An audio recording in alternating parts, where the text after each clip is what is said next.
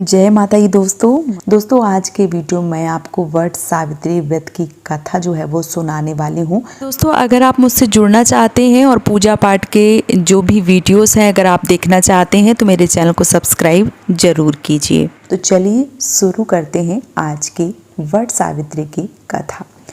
भद्र देश के एक राजा थे जिनका नाम अश्वपति था। भद्र देश के राजा अश्वपति की कोई भी संतान जो है वो नहीं थी।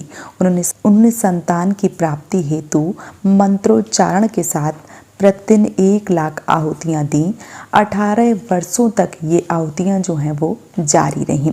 इसके बाद सावित्री देवी ने प्रकट होकर वर दिया कि हे राजन, तुझे एक तेजस्वी कन्या पैदा होगी। सावित्री देवी की कृपा से जन्म लेने के कारण कन्या का नाम सावित्री रखा गया। बड़ी होकर वह बेहद रूपवान हुई। योग वर न मिलने से सावित्री के पिता बहुत ज़्यादा दुखी हो गए। उन्होंने कन्या को स्वयं वर तलाशने को भेजा। सावित्री तपोवन में भटकने लगी।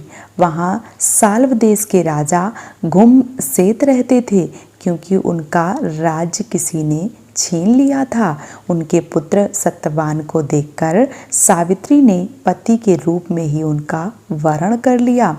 ऋषिराज नारद को जब यह बात पता चली तो वह राजा अश्वपति के पास पहुँचे और उन्होंने कहा कि हे राजन, यह क्या कर रहे हो? आप सत्यवान गुणवान धर्मात्मा हैं और आप बलवान भी हैं, पर उसकी आयु बहुत छोटी है। वह अल्पायु है। 1 वर्ष के बाद ही उसकी मृत्यु हो जाएगी। ऋषिराज नारद की बात सुनकर राजा अश्वपति घोर चिंता में डूब गए। सावित्री ने उनसे कारण पूछा तो राजा ने कहा कि पुत्री, तुमने जिस राजकुमार को अपने वर के रूप में चुना है वह अल्पायु है। तुम्हें किसी और को अपना जीवन साथी बनाना चाहिए। इस पर सावित्री ने कहा कि पिताजी, आर्य कन्याएं अपने पति का एक बार ही वरण करती हैं।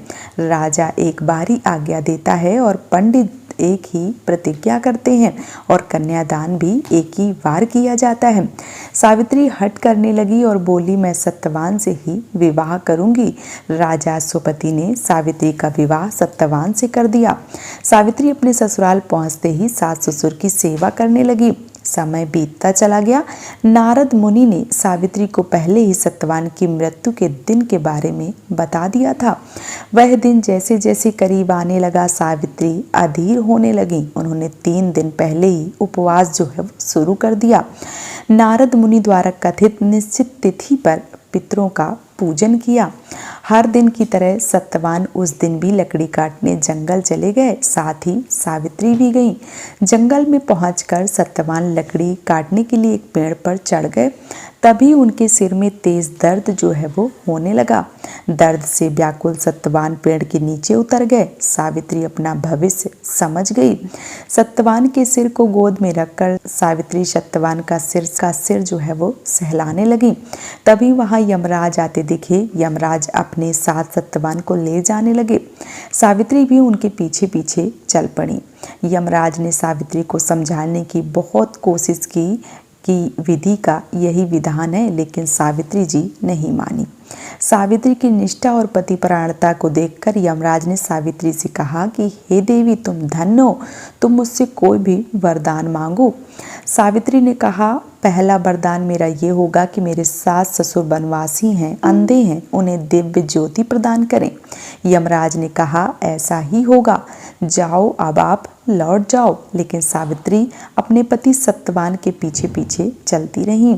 यमराज ने कहा, देवी तुम वापस जाओ। सावित्री ने कहा, भगवान, मुझे अपने पतिदेव के पीछे पीछे चलने में कोई परेशानी नहीं है। पति के पीछे चलना मेरा कर्तव्य है। यह सुनकर उन्होंने फिर से कहा, एक और वर मांगने के लिए। दूसरा वर जो है वो सावित्री देवी ने अपने सास ससुर का राज्य जो छिन गया था उसे वापस दिला दीजिए, ऐसा वर मांगा। यमराज ने सावित्री को यह वरदान भी दे दिया और कहा, अब तुम लौट जाओ। लेकिन सावित्री पीछे पीछे चलती रही। यमराज ने सावित्री को तीसरा वरदान मांगने को कहा। इस बार इस पर सावित्री ने 100 संतानों और सौभाग्य का वरदान मांगा। यमराज ने इसका वरदान भी सावित्री को दे दिया। सावित्री ने यमराज से कहा कि प्रभु, मैं एक पतिव्रता पत्नी हूँ और आपने मुझे पुत्रवती होने का आशीर्वाद दिया है। यह सुनकर यमराज को सत्यवान के प्राण छोड़ने पड़े। यमराज अंतर्ध्यान हो गए और सावित्री उसी वट वृक्ष के पास आई जहां उनके पति का मृत शरीर पड़ा था।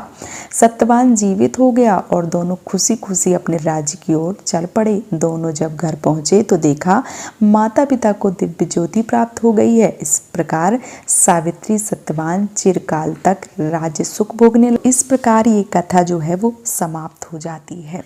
जय माता दी।